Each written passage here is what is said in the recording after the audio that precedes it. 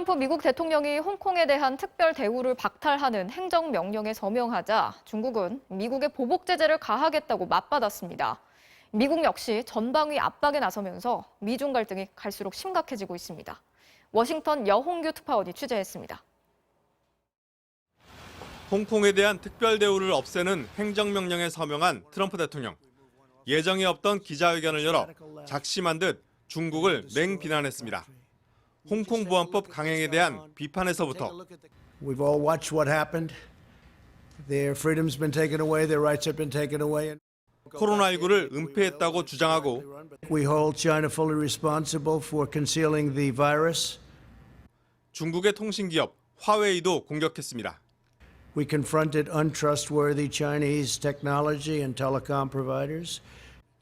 1시간 남짓 진행된 회견에서 중국을 60번 넘게 언급했습니다. 민주당 대선 후보인 바이든 전 부통령에 대해선 중국 편을 든다고 비판했습니다. 트럼프 대통령은 홍콩 보안법 시행에 관여한 중국 관리들과 거래한 은행을 제재하는 법안에도 서명했습니다. 중국은 발끈하며 미국에 보복하겠다고 밝혔습니다.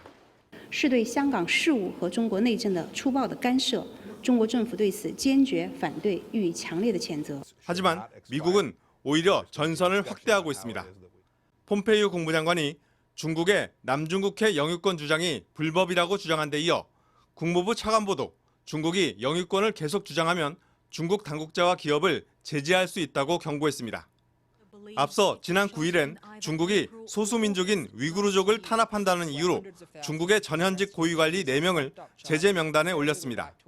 중국이 가장 민감해하는 영유권과 인권 문제까지 건드린 겁니다.